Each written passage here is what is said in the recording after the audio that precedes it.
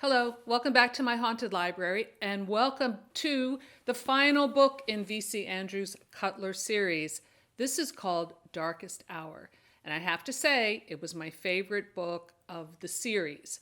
In fact, I think that this could just be like a standalone, meaning that if you just wanted to sample this series without starting from the beginning and reading all the books, you could just read this one, and it has nothing to do with Dawn, but it's such an entertaining story.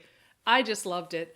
And it's so over the top, but in such a good way. This book reminded me a lot of the last book of the Dollenganger series, where we go back and take a look at a very despicable character, like the grandmother. And in this case, it's another grandmother, Lillian Cutler. And we find out why she is such a miserable you know what. And I don't know if this book really shows how she turned into that character so much, but it definitely gets into some like serious suffering. And it has probably the most despicable villain of all of the V.C. Andrews books that I've read so far, and that is Emily, the sister. She is like the Dollenganger grandmother on steroids. I mean, she's really over the top, and I loved it. So again, we're in that fuzzy time period with V.C. Andrews books. So I'm guessing it's just from gleaning from the time period it's supposed to be in, like the 1920s or 30s. So most of the story takes place at the Meadows, the plantation in Virginia. So Lillian is an orphan who her mother died in childbirth. So she's taken in by the owner of the plantation, Jed Booth, his wife, I think her name's Georgia, and they have two daughters, Emily, who is this very plain religious fanatic, and a little sickly child named Eugenia. I don't know if it's Eugenia or Eugenia. Anyway, that's where we get that name when Lillian keeps calling Dawn that name in the first book. Then it's like, oh, okay, so now we know why. So we have a very typical kind of V.C. Andrews setup with the mother who's kind of living in her own dream world, very weak mother, a lascivious, drunkard, brute of a father, a religious fanatic who loves to slam anyone who sins, according to her, and the sickly child, who is very sympathetic. And Lillian is a very sympathetic character. So she is, again, kind of a Dresden doll type, beautiful. I think the picture in the book really captures exactly how I saw all these characters. So things are going pretty well for Lillian, despite the fact that Emily continues to torture her. And she has a very sweet boyfriend named Niles, who lives in another plantation in this area. And he has two twin sisters. So they have a very innocent romance going on. And one day, he takes her out to show her the special place by the pond, and I think they do a little kissing. And of course, Emily's standing there ready to attack them. And she starts torturing Lillian, saying that she's cursed. She tells her how she, killed her mother in childbirth. She's a Jonah. She's bringing all this evil into the household. If you really want to hate a character in a book, have them kill a kitten or a puppy, or a dog or any kind of household pet. So Lillian has this beautiful little kitten, and Emily murders it and drowns it in the pond. I mean, it's horrible. And then, of course, you just despise her from then on. If you didn't hate her enough, that will really make you hate her. And I really loved hating this character. This book really got me riled up, and that's why I loved it. In fact, I read on Wikipedia that this actually was a bestseller, New York Times bestseller, and I can see why. I think Niederman really knocked it out of the park in this book. Like I said, this could be a standalone. This is just like a book, a great beach read, you can't put it down. So that's horrible. And then poor little Eugenia dies. Of course, Emily blames that on Lillian. So despite all of these horrible things that Emily's doing, Lillian is able to keep her chin up because she's in love with Niles. So Niles' twin sister's having a Sweet 16 birthday party at the plantation. Everybody's going to be there except Emily, because she doesn't want to go to a sinful party. And she refuses to let Lillian go. Somehow she convinces the parents. I'm not really sure how. But Niles sneaks into her room at night. He climbs up the rain spout, and they have a very romantic tete-a-tete, and, they're kissing a little bit, and they're starting to go to third base or something, and they stop, because they're being good. And he's wearing his tuxedo, and he's like, like Romeo going out off on the balcony, and he's like, "Goodbye, my darling." And then she goes to sleep, but what she doesn't realize is that I hated to say I laughed a little bit at it, but it was so sad, but it was also so funny, which is so many things in these campy stories. Just, they get my funny bone as they're making me cry. This is why I love them so much. But anyway, when Lillian, she's asleep on her little satin pillow, everything's great. And then when she wakes up to the screaming, the servants in the household are screaming because Niles is dead on the ground because the rain spout broke and he fell to his death.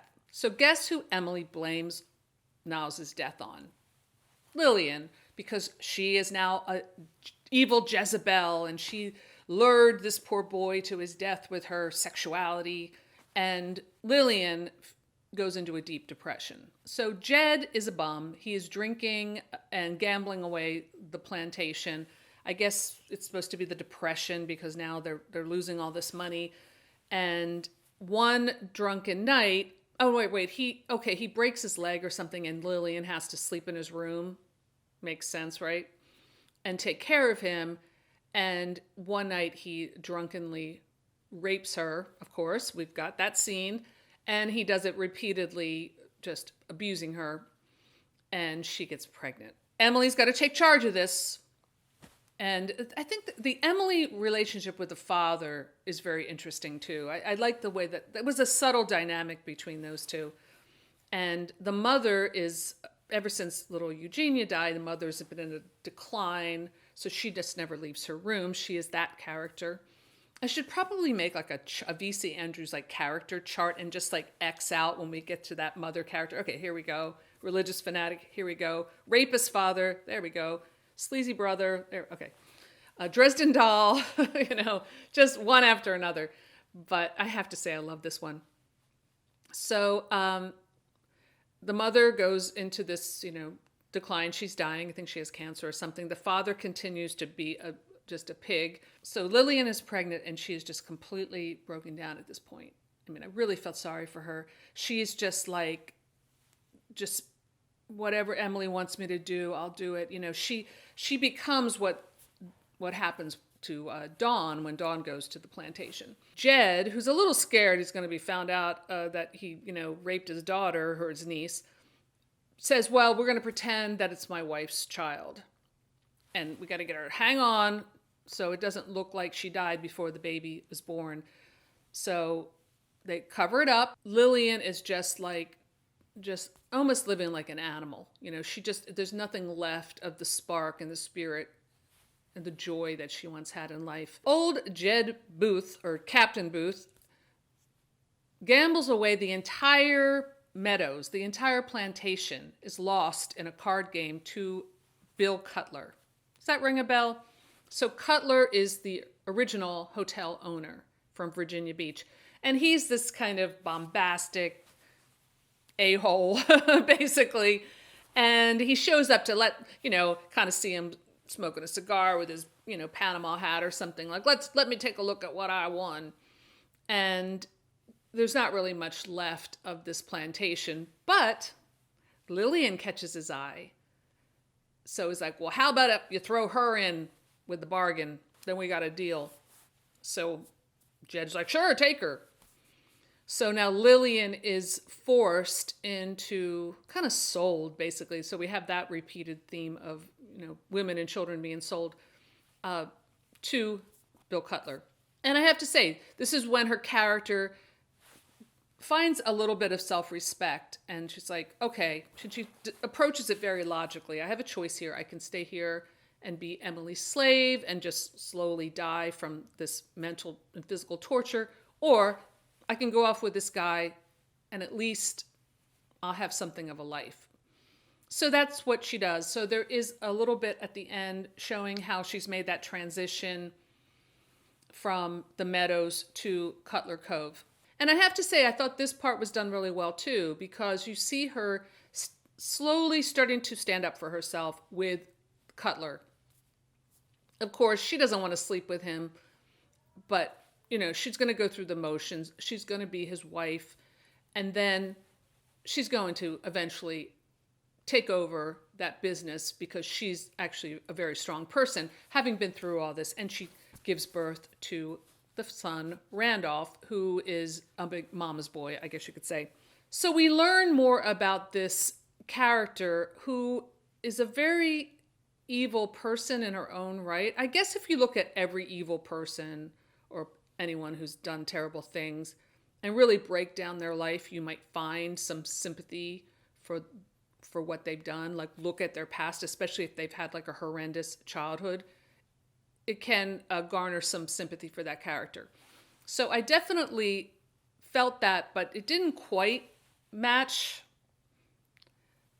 the Lillian of later. Like, I think she would have had a little more compassion for Dawn. Maybe not. I don't know. I wanted Emily to have like a worse death. I think Emily just dies of old age, if I'm not mistaken. I really wanted her to like fall out of the hayloft and get impaled on a pitchfork.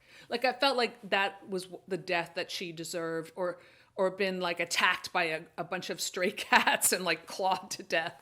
Something that would be a real justice for that kind of character. So anyway, of all of the books in the Cutler series, this one was definitely my favorite. I highly recommend it. So some of you guys have been commenting about, am I reading the Landry series? And I have to say I am.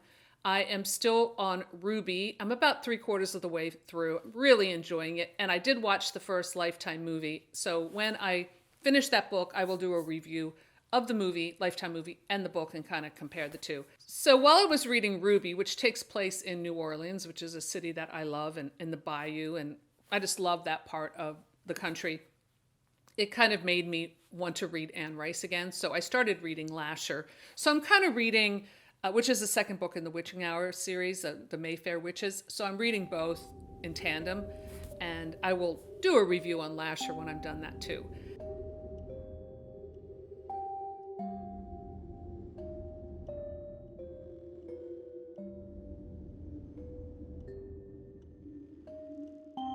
So let me know in the comments below if you read Darkest Hour, and if you loved it as much as I did. I would love to hear your thoughts.